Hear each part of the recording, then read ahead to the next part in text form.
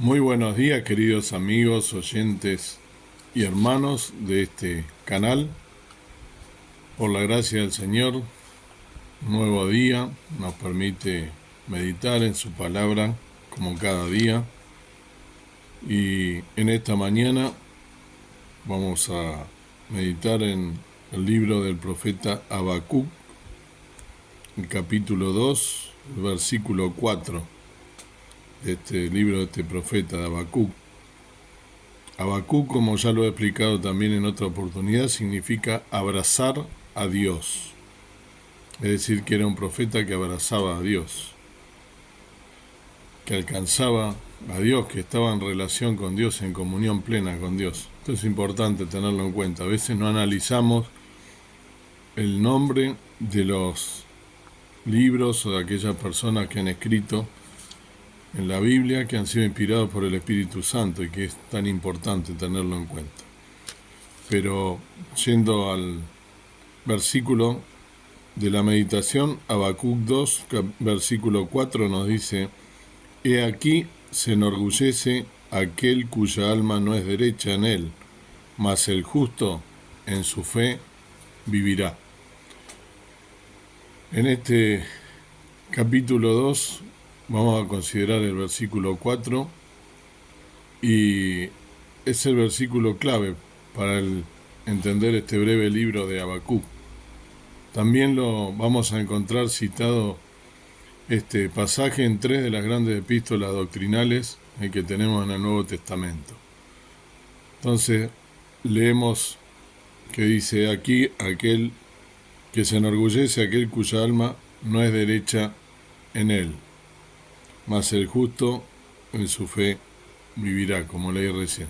Este versículo nos presenta el tema central de la Biblia. El propósito mismo de la vida y de la muerte se describe aquí, en este pasaje. Se nos presentan los dos caminos que están abiertos para la humanidad. Hay varios aspectos que debemos señalar de este versículo que son de suma importancia. El profeta mencionó acá los dos grupos de personas que existen en el mundo. Ante Dios, la humanidad está dividida en dos grupos.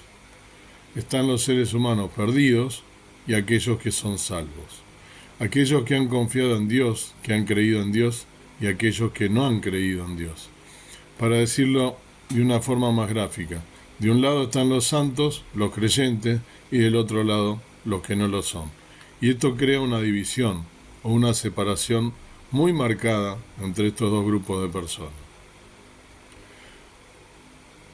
Vamos a ver qué es lo que nos quiere decir este pasaje, ¿no? Este pasaje bíblico, que es lo que nos trata de enseñar. Leemos que Habacuc tenía que ir a su torre de vigía y que allí debía esperar un mensaje, a su atalaya, ¿no? En realidad, la torre de vigía. Sería el gran mensaje de Dios para el profeta. Este mensaje explicaría su trato, es decir, el trato o la manera de obrar de Dios con los individuos. El mensaje explicaría la forma que tiene Dios de tratar con las naciones. Este es uno de los grandes principios que Dios señaló en este pasaje. En realidad se trata de un axioma de la Biblia. Nosotros, como sabemos, querido oyente, cuando estudiamos geometría, aprendemos ciertos axiomas, ¿no?, que el estudiante debe aceptar. No se trata de comprobar. Por ejemplo, se le dice a un estudiante que una línea recta es la distancia más corta entre dos puntos. Bueno, eso puede ser comprobado con un problema geométrico, pero es un axioma. Y a uno siempre se le permite hacer esa declaración sin necesidad de comprobarla. También en la Biblia, en la palabra de Dios, hay ciertas declaraciones que son grandes axiomas. Y aquí tenemos uno de ellos. En la primera parte del versículo 4 del capítulo 2 de Habacuc dice: He aquí se enorgullece aquel cuya alma no es derecha. Aquí el profeta habló de un grupo de personas. Este es el grupo de las personas que son orgullosas, aquellas que tratan de lograr su propia salvación. Esas personas viven nada más que para el día de hoy. Comamos y bebamos, que mañana moriremos. Ese podría ser el lema, o es el lema de su vida. Preocuparse por hoy nada más y por sus cosas. Ellos piensan que la vida se acaba aquí, en la tierra y por eso no tienen ningún propósito trascendente, no tienen ningún objetivo en la vida. Así, o a lo sumo los objetivos son llenarse de cosas materiales, alcanzar lo que para ellos es el éxito, que es el éxito de este mundo. Así es como se nos presenta esto, ¿sí?, en este versículo. He aquí aquel cuya alma no es recta, no es derecha, se enorgullece. Esta persona autosuficiente y orgullosa está equivocada. Esta persona se encuentra en el camino equivocado. Está siguiendo un sendero erróneo. Hay camino que al hombre le parece derecho, pero su fin conduce a la muerte. Nos dice en Proverbios 14:12. Las Escrituras, la Biblia, la palabra de Dios, no habla mucho en cuanto a los perdidos, porque recordemos que el Señor Jesucristo, si queremos ver alguna de las veces en que se habla de eso, mencionó una historia que hablaba de un hombre rico y un hombre pobre, llamado Lázaro. Él habló acerca de la muerte de ambas personas. El Señor Jesucristo dijo: aconteció que murió el mendigo, ¿no?, y fue llevado por los ángeles al seno de Abraham, y murió también el rico y fue sepultado. San Lucas 16:22, ¿no? En cuanto a la muerte de Judas, el discípulo que le traicionó a Jesús y más tarde se suicidó, se nos dice que se fue a su propio lugar. La clase de vida, querido oyente, que conduce a una eternidad sin Dios, sin perdón ni esperanza, es una vida vivida alejada de Dios, despreocupada y superficial. Y esa es la que lleva a la condenación eterna. Ahora, el otro grupo está formado por aquellos que han sido salvos por la fe en Jesucristo, el Hijo de Dios que vino a morir en una cruz para expiar, para pagar la deuda que teníamos con Dios. Estos hijos de Dios, renacidos y redimidos, viven su vida como si de una carrera se tratara, una carrera con muchos obstáculos, privaciones, dura y difícil muchas veces, pero con las expectativas de llegar a la meta, que es el encuentro con Dios en los cielos y estar con Él por toda la eternidad. Los creyentes vamos transitando, y aquí me incluyo porque yo soy un creyente, vamos transitando por el camino de la vida hacia el encuentro con el Padre Celestial, en la esperanza de llegar a un conocimiento completo de Cristo. Dice: ahora nos vemos como por un espejo, mas entonces le veremos cara a cara.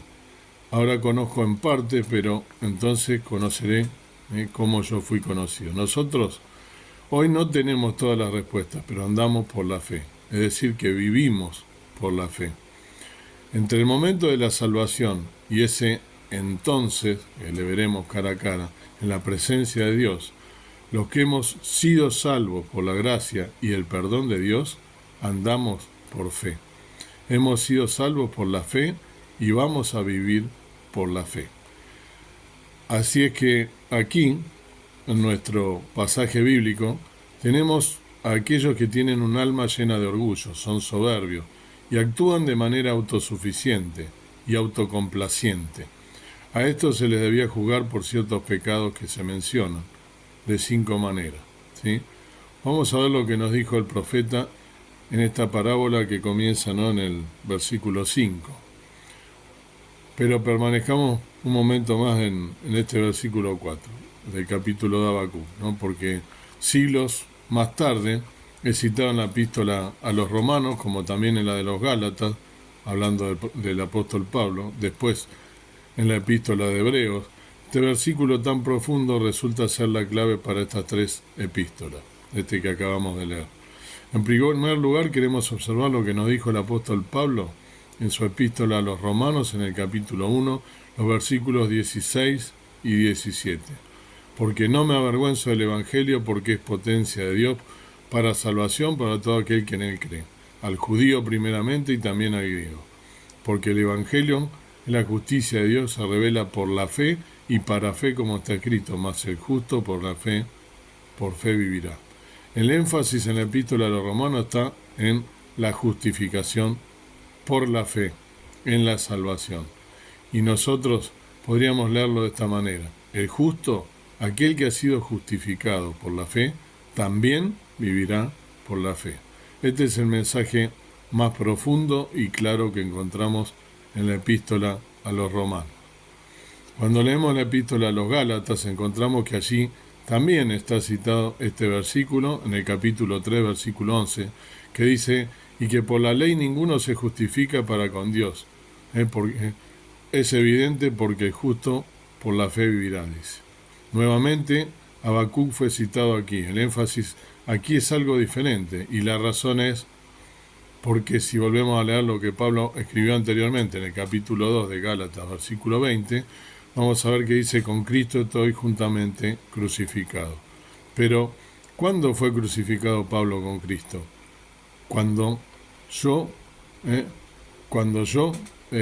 Cristo murió hace más de 2000 años.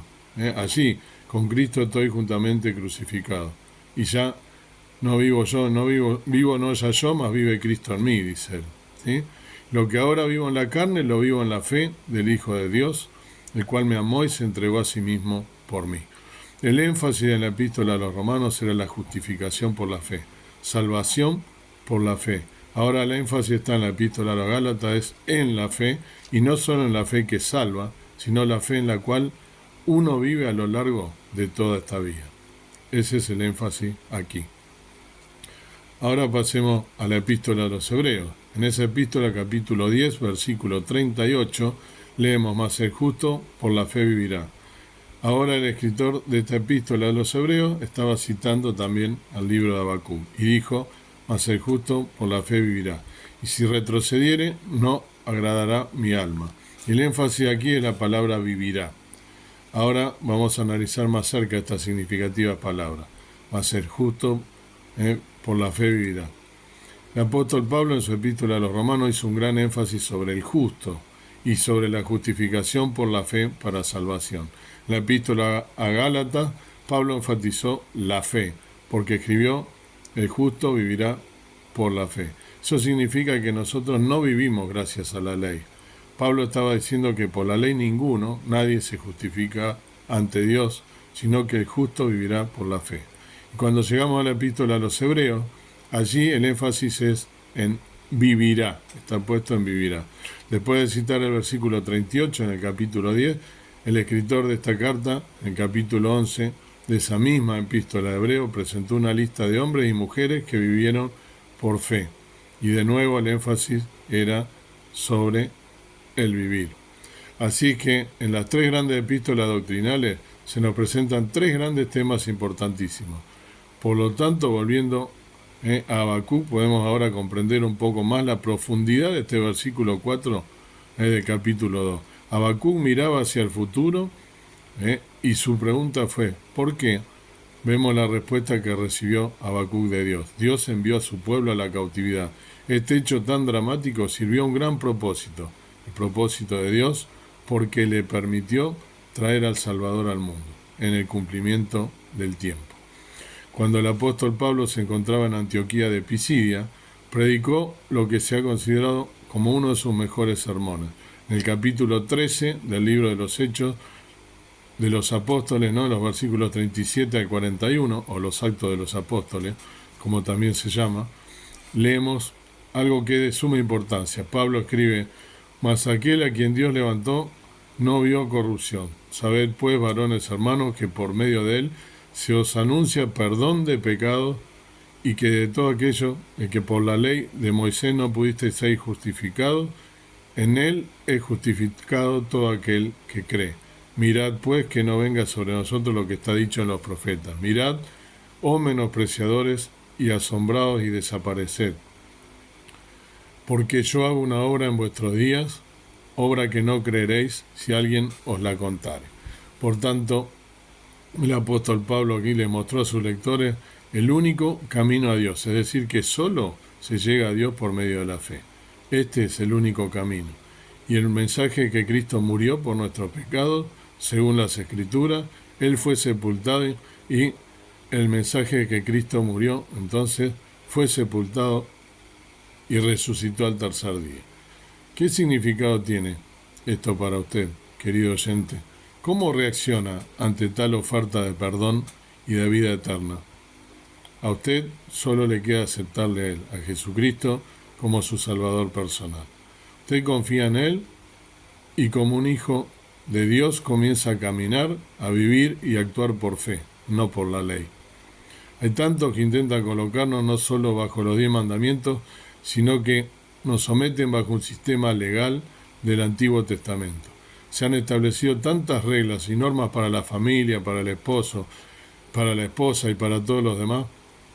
Querido oyente, permítanos decirle hoy que si usted ha sido salvo por la fe en el Señor Jesucristo, entonces usted le ama a Jesucristo.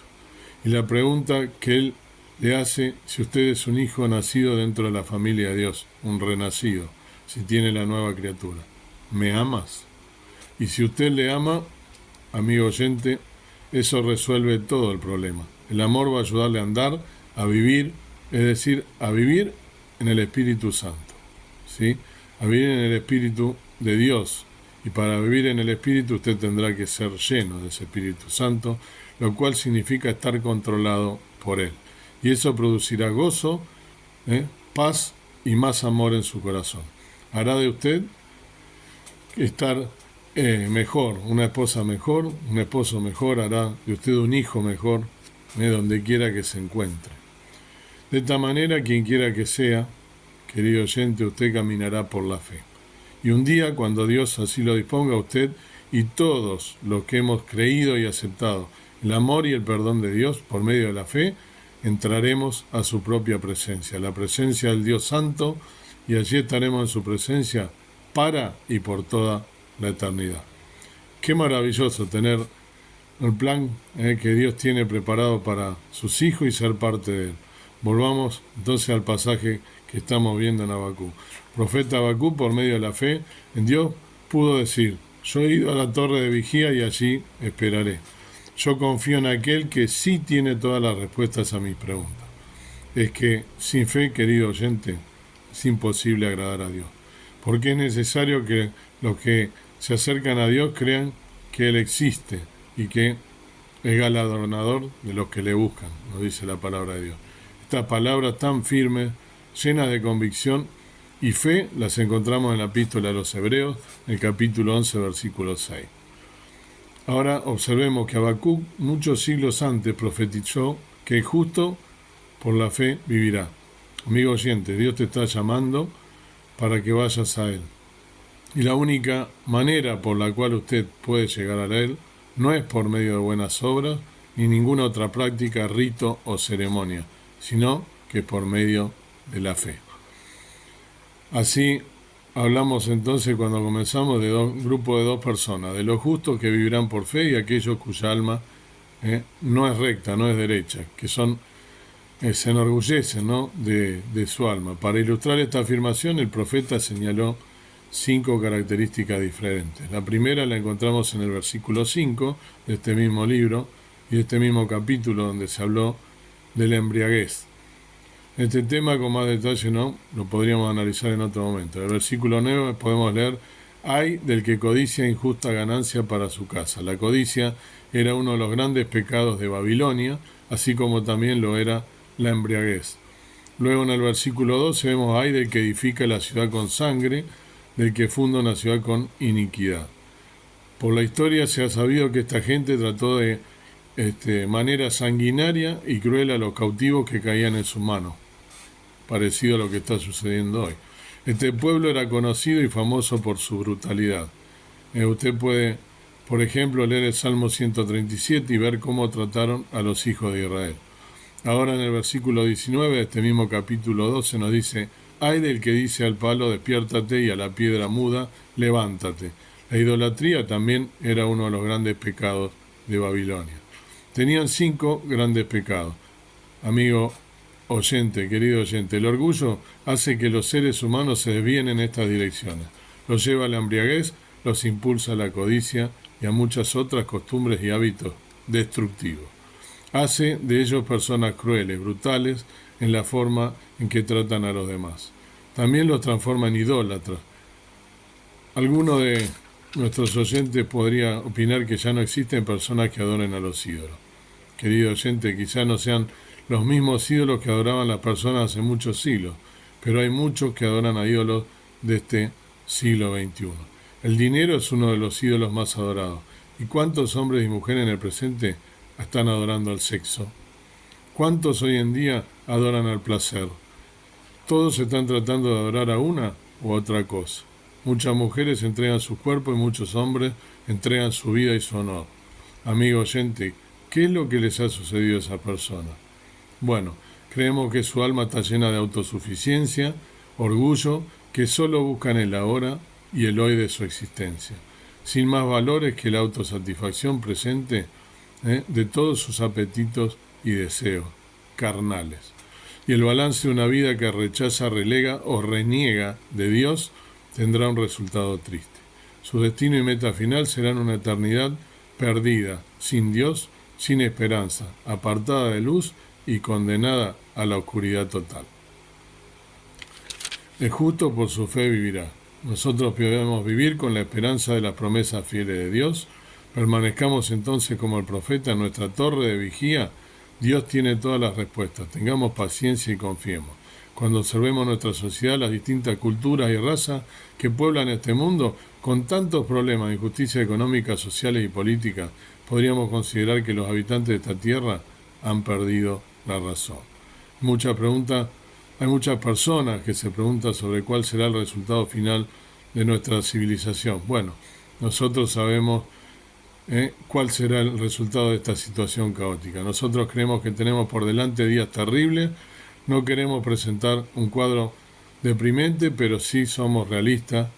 ¿A qué otra conclusión podríamos llegar al mirar a nuestro alrededor? Usted podría decir, bueno, son ustedes unos pesimistas. No somos pesimistas, somos optimistas porque un día glorioso se acerca. Nosotros vivimos por fe, no por vista. Por todas partes podemos ver situaciones que no cambian, pero nosotros, los hijos de Dios, tenemos fe y confianza en uno que cambiará todas las cosas. El Señor Jesucristo vendrá a la tierra a establecer su reino y, querido oyente, Él va a cambiar y transformar las cosas. Pero antes Él vendrá a recoger a su iglesia. ¿Cuándo? ¿Cómo? No lo sabemos. Permanezcamos simplemente en la torre de vigía, velando, viviendo nuestra vida cristiana por fe. Amigo oyente, ¿has emprendido el camino hacia Dios, reconociendo que Cristo es la única senda que te conduce a Él? ¿Has experimentado lo que es vivir por fe? Si es así, toda nuestra vida habrá adquirido otra perspectiva.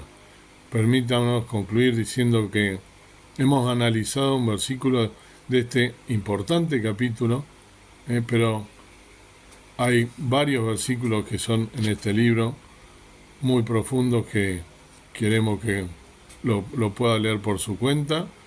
Entonces, nuestra oración es que el Espíritu de Dios le revele la majestad, el poder, el amor y el perdón de Dios, para que usted tenga más sed por conocerle a Él, a Jesucristo nuestro Salvador y Señor. Que el Señor pues te bendiga y que puedas, si no lo has hecho, buscar a Jesús por fe para poder ser un hijo, una hija de Dios. Que el Señor te bendiga.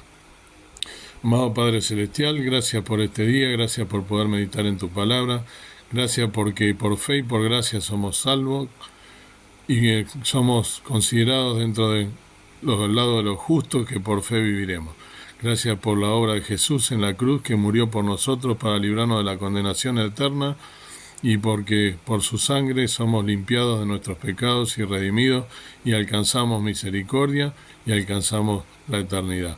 Si algún oyente aún no ha tomado esta decisión, que lo pueda hacer en este día, que no dilate más esta decisión y que pueda ser salvo y entrar al número de los redimidos, para que pueda vivir una vida en santidad buscándote y que pueda haberte encontrado luego de esta lectura y meditación de esta palabra, si así tú lo permites y es tu voluntad, para que pueda también pasar a formar parte de la familia de Dios. Gracias porque somos tus hijos, gracias por tu perdón, gracias por tu obra, gracias por tu salvación a través de tu Hijo Jesús en la cruz del Calvario. Agradecemos y te pedimos todo esto con acción de gracias en el nombre precioso de Cristo, nuestro amado Salvador. Amén. Que el Señor te bendiga y que puedas tomar, si no lo has hecho, una decisión sabia y vivir por fe.